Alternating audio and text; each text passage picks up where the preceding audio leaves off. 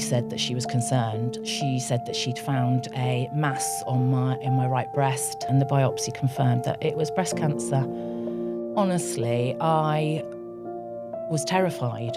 I thought the absolute worst. And I think that was the most scariest time, was thinking, have they got it in time? Then you just buckle up and then you get information and you think, right, okay, this is the next part of my journey. I've got to tackle it and do what I can. So do I let that define me, or do I let it shape me?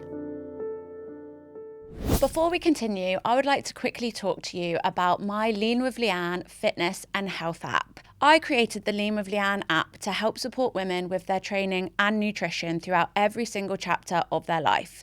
The app provides structured training plans for the gym or at home for women, including programs for hormonal balance, pre- and postnatal training, building confidence on the gym floor, and sustainable weight loss. Programs that work with female bodies, not against them.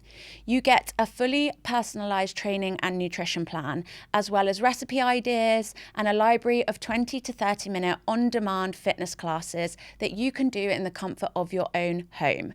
Some of your favourite workouts, such as Zumba, core conditioning, and more, making exercise not only accessible to everyone, but also enjoyable. So whether you're looking to finally lose weight while still enjoying a flexible, comfortable life, whether you want to build your confidence, rebuild your strength after having a baby, or simply feel confident in your own skin, then the Lean with Leanne app will provide you with everything in one place. And I am giving all podcast listeners an exclusive free trial to the Lean with Leanne app. So if you're interested, head to the link in the show notes to get your free trial now. Welcome to We Missed The Memo, the women's health podcast where no question goes unanswered and no appointment is necessary. Today, we are back for one of our amazing Lived Not Learned episodes, where we invite real women with real stories to share their journey in the hope to help other women feel seen, heard, and not alone. And today, I have a very special guest and a very special journey. One of incredible strength, resilience, and one very inspirational lady. So I would like to welcome my gorgeous friend, Vicky. Welcome to the podcast. Have you ever done a podcast before? Never, no, totally new. So I'm popping your podcast cherry. Oh, yeah. I am super excited.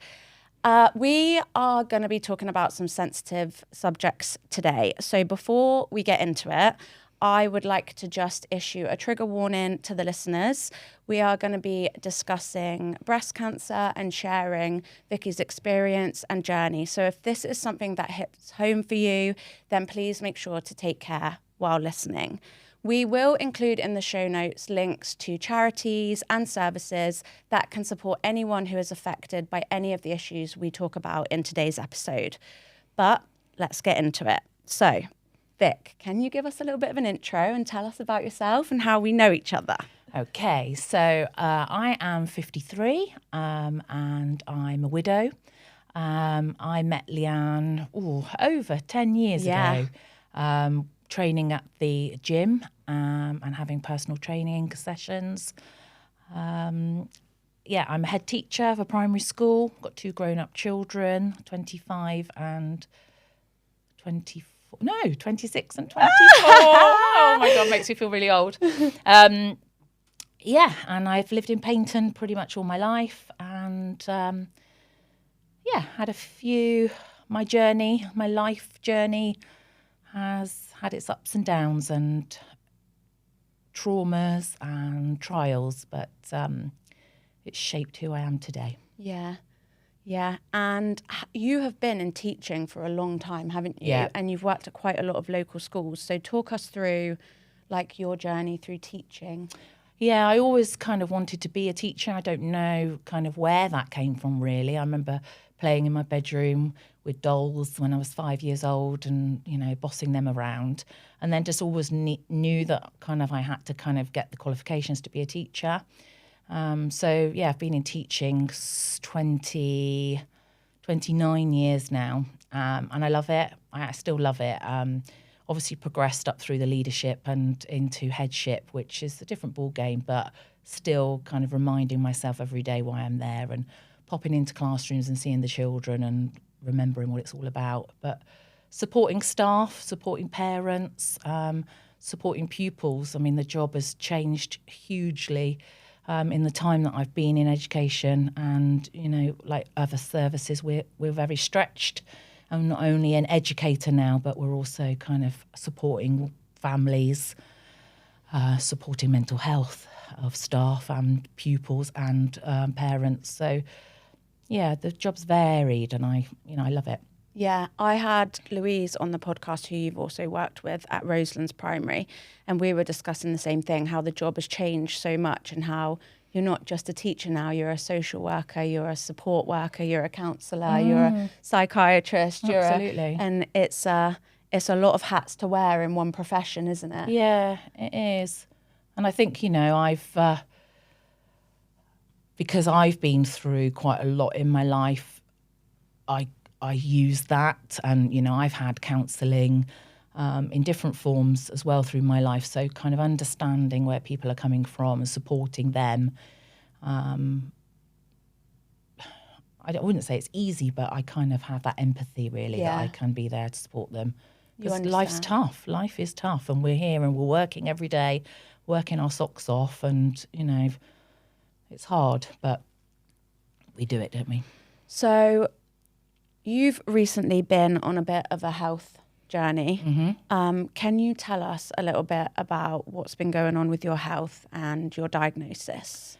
Yeah, so I had a routine mammogram in October. Because I'm 53, that was my second one. Obviously, attend it because it's massively important, and didn't think anything of it. And then I got a text message. I was at school, actually, and I got a text message to say, we want you to come back for another mammogram. And, yeah, initially I panicked. Initially I thought, oh, my gosh, what does that mean? And just the way I deal with things is I go and find information. So, you know, do a bit of a Google, and then you look at the statistics of how many people get called back, and it's a routine thing. And I'm kind of quite matter of fact in that, well, you know, it's good to have it double checked, and it probably won't be anything. So in end of October, I went back in to have another mammogram, and then they took me in the same appointment for an ultrasound. And I was lying on the table, and the sonographer was focusing on one area, and she said that she was concerned, and it was just like a complete bolt out of the blue. She said that she'd found a mass in my right breast, and she looked under my armpit, and some of my lymph nodes were abnormal. So there and then they took a biopsy, and they sent it off to be examined. But she didn't commit there and then, but she used words like, I'm concerned. Yeah. And, you know, you read into that, don't you? So I had to wait about a week for the biopsy to come back, and then have another appointment, and the biopsy confirmed that it was breast cancer. And I would never have known. There is no kind of lump to feel. Apparently I've got quite dense breast tissue, and the lump is kind of embedded quite inside the breast. So kind of self-examination would never have picked it up. So I'm very grateful for that mammogram and the screening for picking it up, because goodness knows where it had gone. So in that time, they had some information from the biopsy about what type of cancer it was. And it was graded as a grade 3, which is the most aggressive, fast-growing cancer. So they acted really quite quickly. I then had a series of scans. I had a CT scan and an MRI scan to see if it had gone anywhere else in my body, because once it had gone to the lymph nodes, you know, it can then travel. And I think that was the most scariest time, was thinking, have they got it in time? Because, you know, once it goes to other organs, it's just a whole different story, isn't it? Yeah. But luckily for me, it stayed in the lymph nodes, and, you know, they came up with a treatment plan pretty quick. Yeah. What goes through your head when you hear the C word? honestly, I was terrified, and I have always been terrified of that word because of the stigma around it. I couldn't watch stories, when the Stand Up to Cancer stories on telly and things like that. I always used to kind of shy away from it, thinking, well, if I don't listen to it or see it, then it won't be part of my life. And then also there's another internal voice of mine of like, I've been through so much in my life, surely, no, I wouldn't have cancer. That's really not fair. So when I first heard, I just thought the worst. I thought the absolute worst. And very, very emotional, very shocked, almost numb. But again, then you just buckle up and then you get information and you think, right, okay, this is the next part of my journey. I've got to tackle it and do what I can. Yeah. What was the diagnosis process like? Like, if you could explain to the listeners, you're sat there, you get told, this is what you've got. Do they then sit there and give you an action plan? Do they comfort you? Like, what is the protocol? Yeah, they were really good. I mean, you initially meet with a consultant and, they do the medical facts and then they pass you on to the breast care nurses who are kind of doing all of that supportive stuff and reassuring you. And obviously you've got hundreds of questions and you want to know everything and they can't give you definites. But they were very swift. I have to say, I cannot complain at all. It seemed that every department spoke to every department because you always worry, don't you, in a hospital. Does oncology speak to kind of the breast care nurses and which departments are talking to each other? And you don't want to get lost in a system. That was my biggest worry. And I did share with them that I had some kind of anxiety around the hospital due to past events. And I said to them, I will be asking lots of questions and I will be following stuff up for my own peace of mind. And they were great. They offered me if I wanted to be treated in another part of the hospital, if there were any particular triggers that I needed to avoid. So yeah, they were fantastic. Good. And just for the listeners, if you're comfortable, maybe to give a little bit of an insight why the hospital was such a trigger for you. Yeah. I lost my husband 3 years ago. No, it's not 3 years. 3 years, yeah. On the April the 8th, it'll be 3 years. So 3 years ago, well, God knows where that time's gone. He had a 5-week illness, started with gallstones, which tragically went to pancreatitis and led him into intensive care, where he passed away 5 weeks later. And he was 48 and fit and healthy, and the love of my life, that sort of love of my life. But there are some errors that the hospital have made that resulted in him passing away, and I'm investigating that through a clinical negligence case at the minute. So I've got solicitors on hand who are looking into kind of the errors and hopefully learning from some of those errors, so it doesn't happen again to anybody else. But I knew it wasn't right. He was a young man, and within 5 weeks he was gone. So yeah, the hospital, just walking up to the main entrance of the hospital, I know ICU is kind of on the first layer at the main entrance, and I walk up there and I've had panic attacks. The physical symptoms of grief have been overbearing. I've never felt anything like it in my life before. And I've had panic attacks, and yeah, there's times when I've gone for appointments up at the hospital and it comes from nowhere. It just comes from nowhere. And I was cautious, thinking I'm going to be spending a lot of time in hospital now. But they were great, very, very understanding. So good. Essentially, it's PTSD, really, isn't it? Yeah. From such a traumatic time and spending so much time there and having the worst possible outcome. Yeah.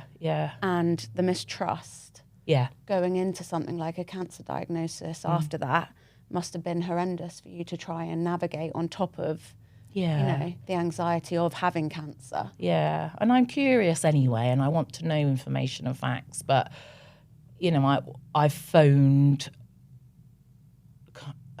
up people and double-checked appointments and double-checked things, and probably a little bit more than I probably normally would have. I do trust they're very clever people, but errors are made, and Yeah. So I think as well, actually advocating for yourself in general. I think a lot of people think, oh, I don't want to trouble the GP, or I don't want to ask this question and that question in any area of health. And actually everyone should be questioning everything when it comes to your health with medical professionals and appointments. And if you feel something's not right, just having the strength to do that and ask the questions is really, really important. Once you were diagnosed, what was the next step? So the next step was to meet with the oncologist to talk about what the treatment plan was. So they take lots of information from the biopsy as to what the cancer is. Everybody's cancer is different, so everyone's treatment plan is different. Mine is estrogen and progesterone positive, so it's feeding off those hormones in your body. I was on HRT patches, so I completely ripped them off straight away. I was like, I don't need anything in my body that's going to be feeding this cancer. And I was told that I was going to go on a dense dosing of chemo. So it would be a 4-month cycle, and they were going to hit it hard. They felt that because of my age and kind of, I don't know what else they based it on really. I think they based it on my age and my wellness, that they could hit me hard with it. Yeah. Which they did. So I had fortnightly cycles of chemo. And that was all explained, and I was keen to get it started. I didn't want to waste any time. Yeah. And this was just before Christmas, and I just said, look, get me the first one in before Christmas. I don't mind if it affects Christmas. I just want to get it started. And how did the chemotherapy affect you? One of the things that the breast care nurses said to me, and I always remember it, is that everybody's journey is different, and that you can listen to other people's stories, and you'll sit on the cancer ward having your chemo, and there'll be lots of different people, but always remember that yours is different. So I kind of shut off that noise to other people and thought, well, just take it a day at a time. And I had quite an intense chemo for the first 4 cycles. And they manage it so well. And I think this goes back to what we talked about cancer being so scary, and you think about chemotherapy. And I think I've still got quite old-fashioned views of what chemotherapy looks like and feels like from, the media or stories and family members. But technology and research has come on so much. They manage it so effectively with the drugs and the formulas that they can give you. So I have to say, really, I was very, very lucky. Within a 2-week period, first 24 hours, I would almost feel like I had masses of energy in the first day. And then kind of day 3 to day 7, I would just feel a bit fatigued. Sickness and nausea were not a thing. They're what's managed so well with the tablets. Amazing. And yeah, just I would say just the odd fatigue of feeling so drained of any energy. It's a bizarre feeling. It's not a tiredness. It's like somebody's got a syringe and just pulled out all of your energy out your body, and it can hit you any time. And you just, I walked downstairs one morning, so rested all night, walked downstairs to make a cup of tea, went to walk back upstairs, and I couldn't walk upstairs. Wow. Just because I don't know where it comes from, or, it's bizarre.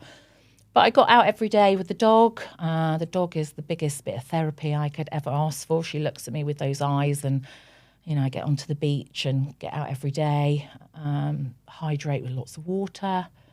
And I feel I've been very lucky. I know not everyone is the same. But for me, I think the positive mindset and just taking each day at a time. And if I have a rubbish day, then listen to your body. And yeah, I love that.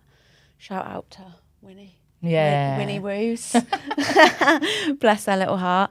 I think it's really important that people know it's an individual reaction, because I'm the same. I've always felt like chemotherapy, I don't know whether it's from seeing it on TV or whatever, but you just assume like, that's it. You're sick. It's horrendous. You're super, super poorly. But to hear that that's not always the case. And, there's been someone in my family who had bladder cancer, who had radiation, and they were at the hospital 5 days a week for months and never had sickness, never had anything. So, it can feel like the media portrays it as this big, horrible, scary thing, but maybe it's not necessarily that for everyone. And I think it's important. And I've been quite open on social media to be honest about my journey. And I do always put that caveat in, this is my journey and it will be different for everyone else. But I almost feel that people need to not normalise it, but just talk a bit more openly about it. And, I've been into school to see the children, and I wanted to go in with no hair because I wanted them to kind of know that, they know why I'm off. They know that I've got cancer and that I'm kind of having treatment for it. But I kind of wanted to normalise like the no hair, just to say, well, it's okay, isn't it? It grows back. It's fine. Yeah, I love that. When you were going through this process, do the hospital or the breast clinic have any sort of system in place to help support you and your family through this journey with your mental health, the emotional side of your diagnosis and treatment? There is something called the Lodge, which is connected to the hospital, and they do have services like counselling, financial support. They have wigs and wig fitting. I think there's alternative therapies and things like that. I've accessed it very lightly. At one point, I did think that I might need to have some counselling support from them, but I haven't pursued it at this point. I don't know. I've heard different things that later on, almost when you're cured, that's when kind of mentally it's harder because you've got the anxiety of whether it comes back and that hanging over you all the time. Because at the moment I'm in kind of fight mode, I'm in survival mode at the minute, and there's a bit people talk about a come down after that once you're through it. I can imagine that's a thing because, like you say, when you're fighting, that's what your focus is. Like, I'm getting through this. I've got to do this. This is what I've got to do. And then when it's done, it's kind of like the realization, like, shit, I've just been through cancer. Yeah. And now I have to live my life wondering if I'm ever going to have to go through this again. What does that feel like for you? Yeah, I think it's all a bit surreal, really. I look at photos of myself with hair, and it's almost like I disassociate with it because I'm like, well, this is where I am now, and oh yeah, I had hair once, so it's bizarre. It's definitely a survival mechanism that I have adopted in my life, of dissociating and almost compartmentalizing situations, because that's how I deal with it. Yeah. So let's deal with this now, and then let's start thinking about the future, but we can't do anything about that yet. So let's just focus on where we're at now. So yeah, I think it's gonna be a challenge in lots of different ways. I think I'm just going to just try and be the best version of myself. Just try and be really healthy. Try and get fit. I mean, I think it's a long journey. I've got a long journey because I'm going to end up being on hormone inhibitors for 5 to 10 years. And that's going to end up looking like a menopause type. And again, I've heard lots of stories about how awful that can be for some women. But I'm quite open-minded to see what will it be like for me. Yeah, just take it as it comes. Which part of the treatment do you think has affected you the most? I think it's waiting for the scan results. I think that's the bit, is that you're just hoping it's doing its job. I mean, it's the most bizarre feeling going in. I mean, I felt absolutely well before. I didn't have any symptoms. And then you suddenly go into hospital and they syringe poison basically into your body. So you're sitting there thinking, I feel fine now, but in a minute I'm going to feel rotten because you've just put kind of litres of poison in me. And then you just wonder kind of what's happening inside your body that you have no control about. You have no control over what these cells are doing and how fast they're reproducing and where they're going. So when you get a scan, you then think, well, you know, is it working? Is it doing what it should be doing? It's like the anxiety of all of the what ifs and the waiting game. It's hard, isn't it? Yeah. How did your body change during treatment? Well, obviously my hair is an obvious one, which, again, I thought I would actually freak out about it. But I kind of had my hair cut short beforehand just to get used to having shorter hair. And then within 2 weeks of the first treatment, it was coming out in clumps. And that was a pretty distressing day. I remember that day because it was a reality of, gosh, you know, something's happening in my body. I remember going on the beach. I was walking on the beach with Winnie and I was literally going like that and clumps of hair were coming out. So I was letting it off into the sea and thinking, go on, off you go, hair. I don't need you. So, yeah, my hair, I've lost my eyelashes and eyebrows, but all of that's like temporary. I just see that as temporary, and kind of quite interested to see how my hair grows back. We could have fun. Because some people have completely different hair when it grows back, don't they? Much thicker, curlier. Yeah. I'm like, oh gosh. Yeah, I know a lady who had breast cancer and lost her hair, and she had like thin, long, straight blonde hair, and when it grew back, it was like a full-on curly, thick afro. Oh my god! Yeah, she called it a coconut as it was growing back. Yeah. Well, luckily my best friend is my hairdresser also, so she'll be on standby every minute of every day, like as it comes back. And it's weird, wonderful, ideal. Yeah. My body, I think, interestingly, I've got psoriasis on my arms, my scalp, and my torso, and that's actually cleared up and gone. Wow. Because it's an autoimmune condition, I think kind of the chemo just attacks that as well. Wow. I've looked and I've read and it says that it can come back, and depending on the person, depends on kind of how it comes back. But yeah, I've enjoyed kind of having nice soft skin and not having that to deal with.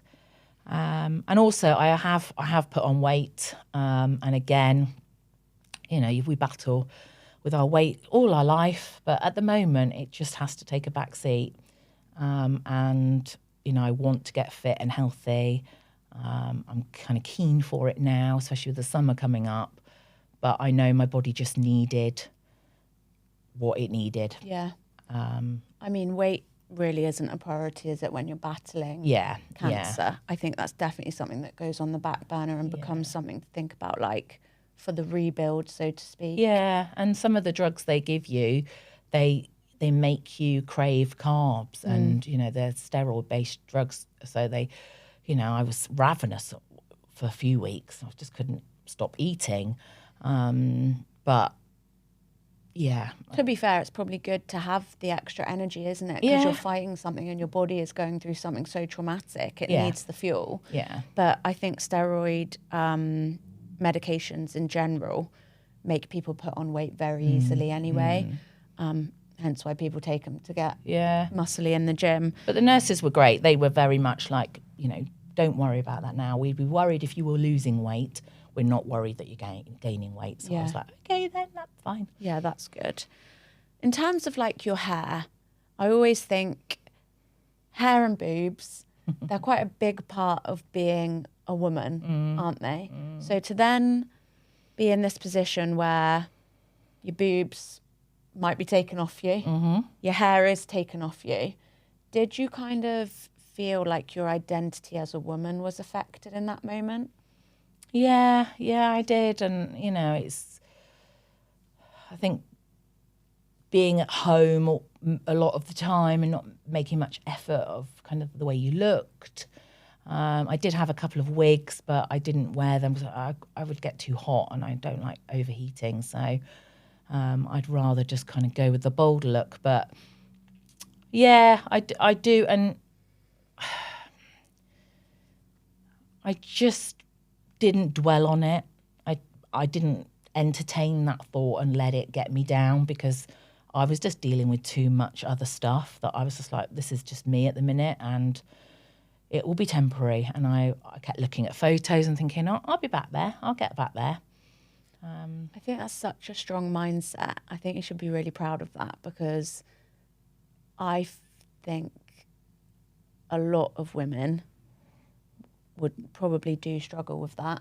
You know, I think a lot of women, a huge part of how they feel about themselves is their hair. And I think if you took that away, I just think that's such a strong mindset to have. I think it's amazing.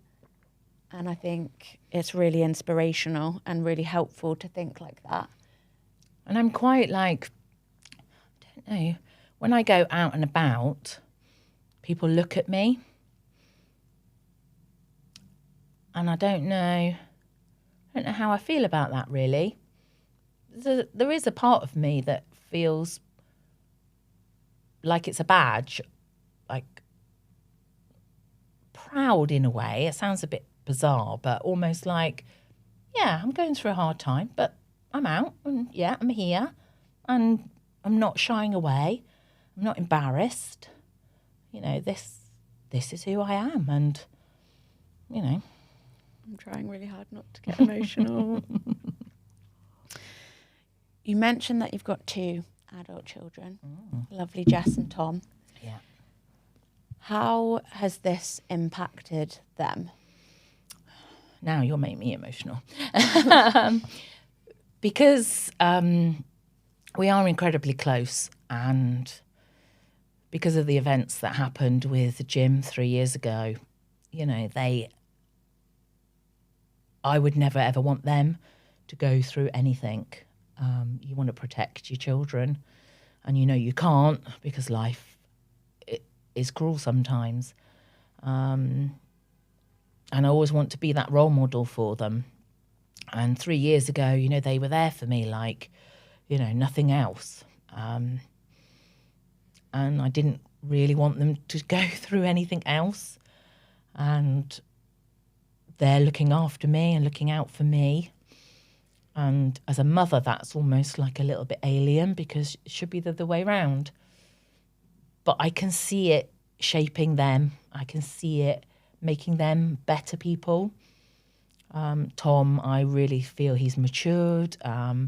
He's really super caring. He's living with me all the time, whereas Jessica's in London. And yeah, to have hugs and it's going to be all right. And they write me cards and say that, that I'm inspirational and that they love me and I've got this. And yeah, that's what it's all about, really.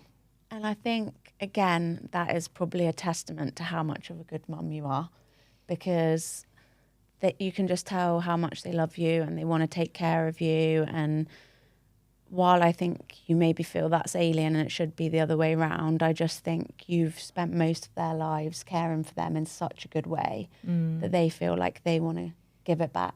Yeah. And shout out to them for looking after you so well. I know. And being so strong and so brave because, seeing your mum go through so much must be really, really hard. And scary for them. Yeah. I think, initially in those early days, we were all a bit like, what does this actually mean? And, you know, there were so many questions up in the air of like, has it gone spread anywhere else? Can they treat it? And you're always looking for those words, so like curable, you know, yeah, we can get this, we can sort this.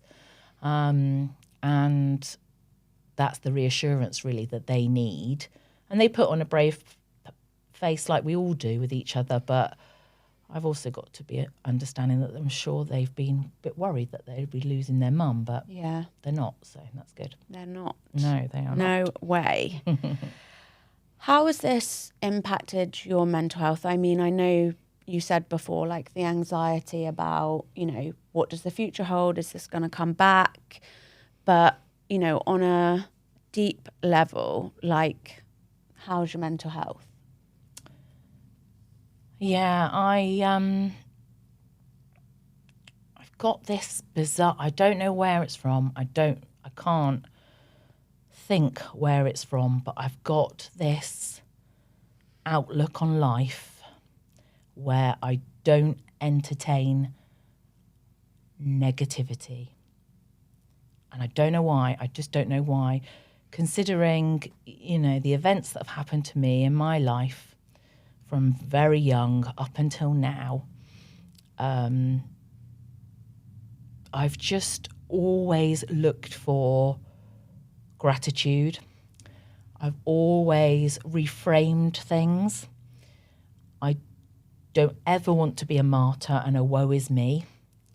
Because you can't control what's happened in your life. These things will happen, and a lot of it is based around loss and, you know, no control over that. So do I let that define me, or do I let it shape me? And what I do is, and I don't know why, I won't let it define me. I'll think, right, okay, that's happened, that's tragic, yes, that's awful, but how am I going to use that in my life? Because I've still got a life, and, you know, we've got one life and we've got to live it.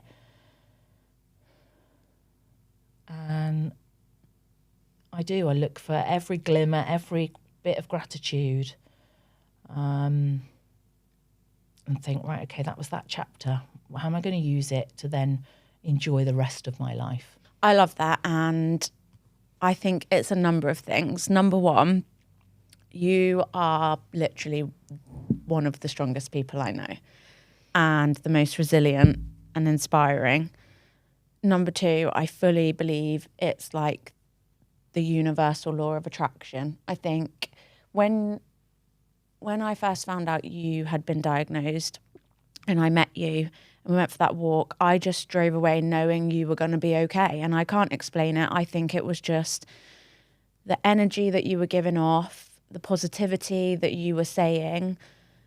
And I just thought she's going to be okay because that you were putting that out there. Okay. And that mindset of like, I'm going to fight this and I'm going to do this. And I think that's so powerful. And I think that is like a real reason why you've been able to get through it so amazingly and with such grace and honesty, because I think you probably decided this isn't going to beat me. This isn't going to take me down, not just for me, but for my kids. And the way you have been on social media, explaining the process, explaining your story to help other people. And I just thought, I just know she's going to be okay. And I think you should be really proud of that, because I think someone that has been through so much grief and loss and pain and trauma could have just gone, fuck this. Like, I can't do this. But you didn't. And you're still here and you're using it for good to help other people and to show other people. And I think, like, you should just be so proud of yourself, Vic, because you're so strong. Yeah. I don't, like, sometimes I ask the question, like, why me? But I don't dwell on it for long. And I know some people do.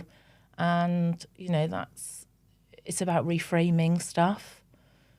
You know, I kind of did think that I'd had my fair share in my life and maybe I would be spared this, but I'm not. And yeah, it's that positive mindset really of what else are you going to do other than tackle it head on, be positive, and don't let it get you down. Don't let it win, almost. And ultimately then use it almost for good to help other people. Yeah. You know, I think that's what I try and do as well. And I think that can really help you process it.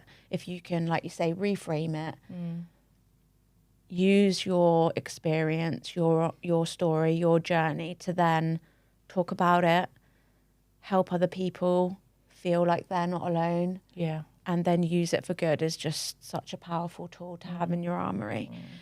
You mentioned about when you go out and about that you notice people looking at you because of your hair loss. Have you found that other people interact differently with you since, well, being a widow, going through cancer? No, not really. I mean, I would say I'm a pretty confident person. And yeah, I wouldn't say that I've noticed any difference, really. I mean, I've continued my life as normal as I can for the last sort of 4 months, and a few people sort of say, how are you under the circumstances, and they start the conversation like that, and then I will come back with, I'm actually fine, I'm great, I'm really good, because it's it's that martyrdom, isn't it? It's that woe is me, and I almost got kind of a bit of an ick about that. I can't bear that. If somebody could analyse me of where that's come from in my childhood, it'd be fascinating, wouldn't it? I mean, we should kind of try and bottle it, because I think it's so strong. My mum, I can't remember a lot about my childhood, but I always remember my mum saying, "Oh, don't worry about Vicky, she'll be all right." And out of my, there was 4 of us, 4 siblings, and I think kind of out of us, I probably was the most capable one who had a direction, who knew where. And I think I was very much, Vicky will be all right, don't worry about her. So the fact that people didn't worry about me almost made me step up into a role that I'll be all right. Yeah. Kind of gave you the core belief that you'll always be okay, so you've got that fighting spirit in you. Yeah. Although, sometimes it would be nice if somebody would come and put their big arm around me and look after me, but there you go. That's another podcast. I fully believe, you know what I believe, you've got a strong team of angels looking after you. Yeah. You have. How has this affected your relationship with your body?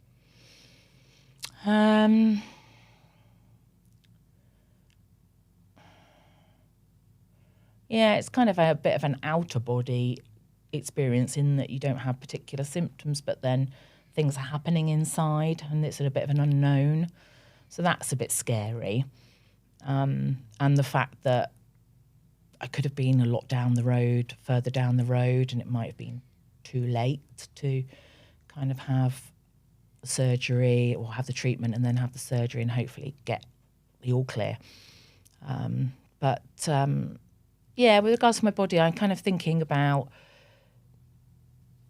becoming a healthier version of myself. I know that obviously if I go through the menopause and I'm going through some hormone kind of inhibitors, I know my joints and things like that are going to start, and I need to strengthen my body. So I will be talking to you very shortly about I would so love to have you back. Getting back into the gym and just, doing some gentle. I've got surgery in a couple of weeks' time, and obviously that will take a little bit of recovery, and I won't be able to do anything for a while. But I like. I've done a bit of reading about kind of processed foods. Keto sort of diet does suit me and my body. So I kind of want to get back on that as soon as I can. But also looking into kind of what I'm putting into my body. Yeah, really like thinking about everything that your body's absorbing, especially with a hormone-based cancer. A lot of people don't realise that, a lot of the products we put on ourselves, things particularly in the home, like your scented candles, your air fresheners, products that we are conditioned to believe we need to smother ourselves in, our shampoos, conditioners, makeups, hair care, skin care, a lot of those chemicals can affect the estrogens in your body. So, really thinking about everything, the bigger picture, and how you can make your body as clean as possible. Yeah. I think there is science as well behind keto dieting in terms of stuff like cancer, epilepsy. It is shown to have a really positive effect. So the fact that your body responds well to it, that's really good news. And I don't drink alcohol now, and I don't intend on drinking. I might have one glass of wine as a social event, but not like I used to. And that's another thing, is giving my liver time just to kind of, because I think chemo attacks the liver quite hard. It has to process it. And just looking after yourself, really. So your chemotherapy is now finished. You had your last one last Friday. What are the next steps? So I went for an MRI scan last week, which again, has that anxiety, doesn't it? Of has it worked? And I met with the surgeon yesterday and got the results that the tumour was 3.9 centimetres and now it's 1 centimetre. Yay! So go tumour. And underneath my armpit, 4 of my lymph nodes were affected and abnormal, but they're all back to normal now. Great news. Yeah, really good news. So a great response, and she was really pleased. So some people have surgery and then chemotherapy. I chose to have chemotherapy, then surgery. And what it does is it gives a bit more time for the surgeon to plan the surgery. And now my surgery isn't half as invasive as it would have originally been if I'd had it back in December. So I am going in for surgery on the 27th of April. They're going to do a lumpectomy. So go in and make a small, they're going to cut around my nipple and go in that way. So hopefully it'll be pretty easy.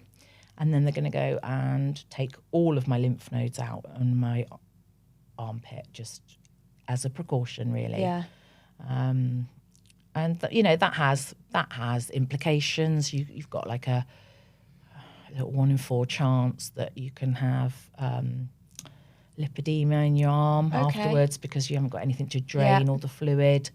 So that's another complication, really, that I need to be aware of. But I think if I can get moving and healthy, and I can. Yeah, I was just going to say, I think if you can keep moving, keep the body getting stronger, that will all help sort of hold those sorts of things off, like lipedema. A lot of people really benefit with strength training, like sort of somatic-based exercises that provide lymphatic drainage, even if you haven't got your lymph nodes there. So there's definitely ways you can try and prevent it. Yeah. Did the hospital give you any sort of guidance on how to holistically support yourself, exercise-wise, nutrition-wise? No, not really. No, not really at all. They just said about kind of hydration was key, and moving, being active, and they said kind of fatigue, really. Your body doesn't want to do anything but make it, even if it's 10 minutes. Even if you walk for 10 minutes, you're actually going to help your fatigue, because you're going to kind of ignite something in you that kind of makes you. So I've done that, and I've been out every day in the fresh air and stuff. Brilliant. What is something about this whole experience that other people might not expect?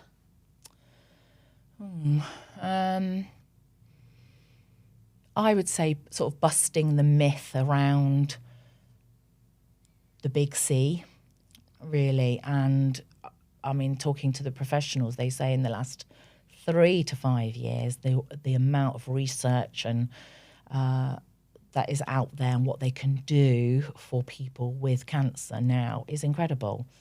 They're keeping people alive for years and years and years. They're treating it.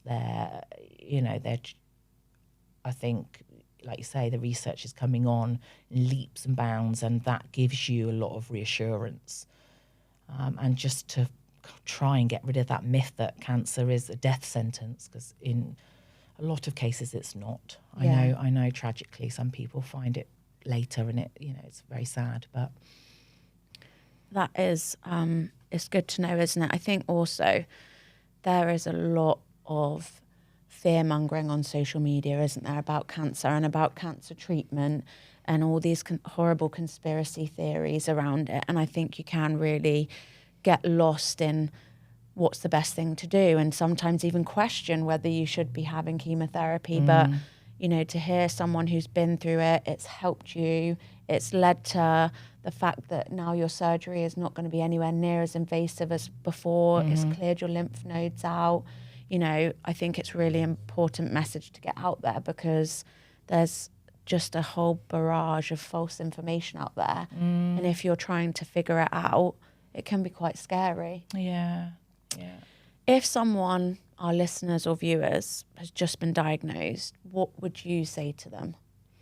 I think the biggest message is to ask lots of questions, be positive, and see it as your journey.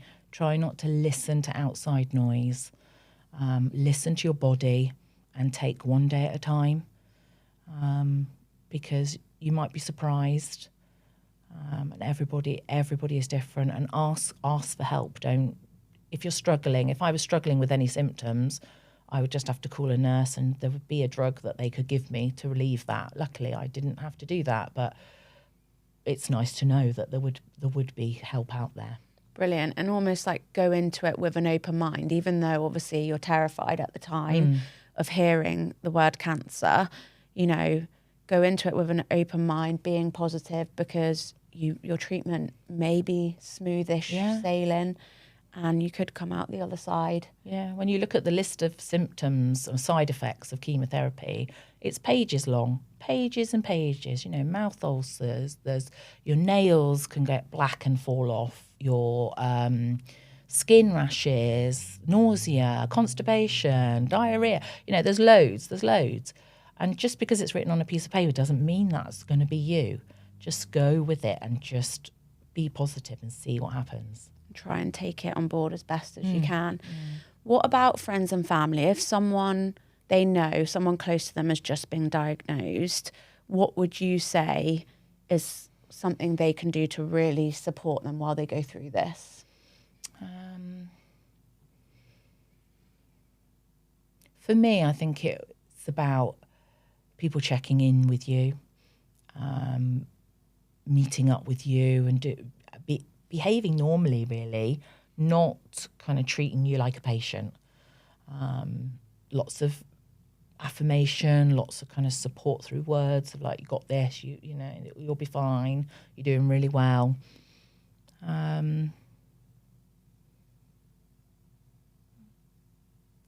It's offering to go to appointments with them and just being those second pair of ears, really, because that's good, just being that support network, being what a friend should be. Yeah.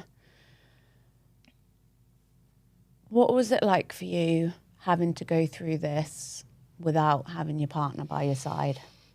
Yeah, that's really hard, really hard. As much as I've got amazing friends and I've got my 2 kids, it's when you go to bed at night and you feel particularly vulnerable. And that's when you do need a partner, just to put their arm around you and just say, I've got you.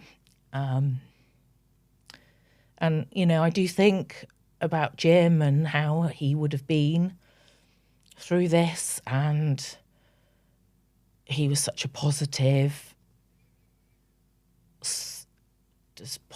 man, and I know he would have just kind of whipped me up and been so supportive and loving in it all. Those are my most vulnerable times, when I'm in bed on my own. And, I know there'll be a time when I go into hospital for my operation, for example, where I'll sit there and I'll think, my kids will be there, but where's my person? Yeah. But, yeah. I do think though, Vic, that hearing you say that through this you've tried to reframe it, you've tried to be positive, like I believe that is his influence coming through you. Yeah. And you can think that's as woo-woo as you like, anyone. But like sometimes when a thought comes into your head and it might be like, this is who I am now and I'm just gonna crack on and be positive, like it's almost like it's him coming in and affecting the way you think because of how he was as a person. And he's always with you. Yeah, I know it's not that. the same. And my mindset after losing him was, I went through, I'm still going through a massive grief process with losing him so tragically. But I was sort of rebuilding myself and I was determined I was going to live my life to the max because that's what he would have wanted. He used to say, we're here for a good time, not a long time. That was his little phrase. And yeah, he's absolutely right. And he had such a carefree attitude to things. Sometimes it used to frustrate me so much because I was like, well, life isn't that easy. But actually, maybe it is. Maybe it is. We complicate it. Why are we complicating it? Why don't we have a gym outlook on life? Yeah. And yeah, so I was sort of coming to terms with, well, this is my life now without Jim. My whole future's been changed and I don't know what that will look like. And then obviously was hit with this next little chapter. So, just watch out. When I'm through this, I'm going to do everything I want to do and just not care at all. I love that. I am so here for that. We do have a little tradition on the podcast where we ask every guest to bring a photo of their younger self in. Okay. So can we have a little look at your pic of the little Vics? Yeah, I haven't got, I've not got many pictures of me at all. No, I don't have many pictures of me as a child. Flash it at camera 3, let everyone see. There it is. There it is. Got a bit of a funny old little Vic expression on my face. Very cute. Chubby arms still.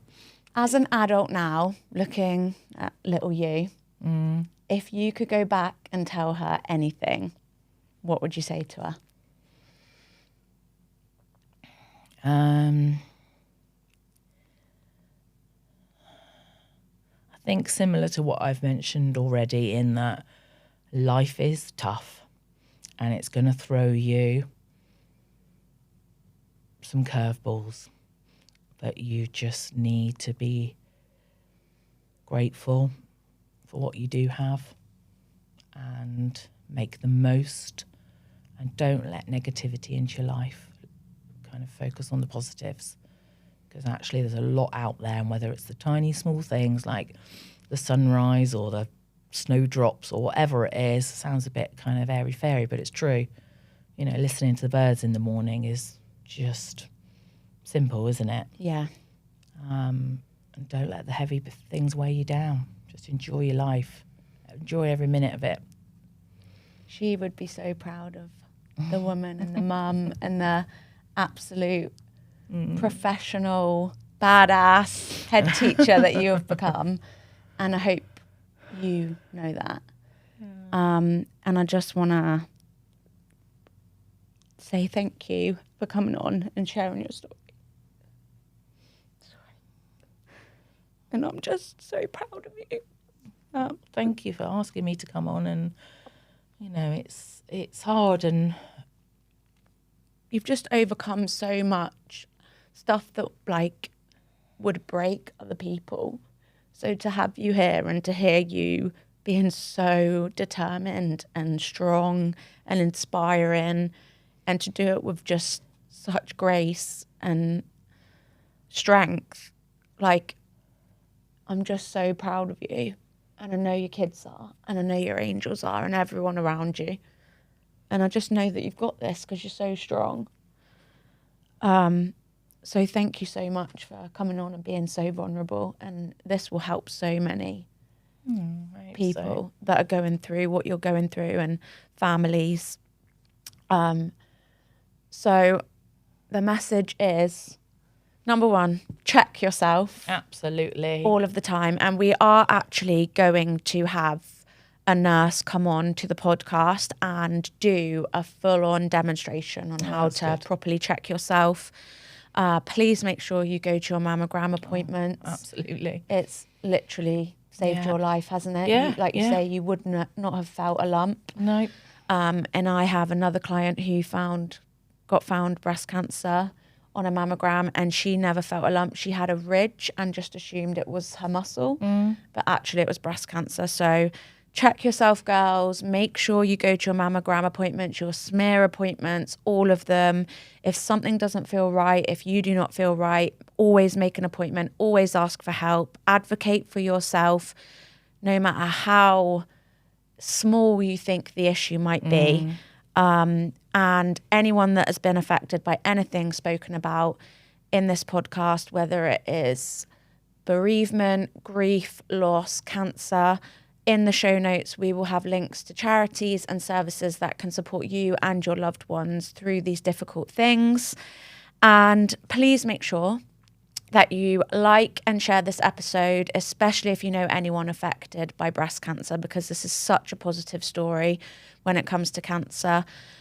Make sure you are subscribing on Spotify or Apple Podcasts, or you can watch this episode on YouTube, and make sure you subscribe to our channel as well. And we also want to hear from you on our social media, We Missed The Memo, or via our email, which is wemissthememopodcast@hotmail.com.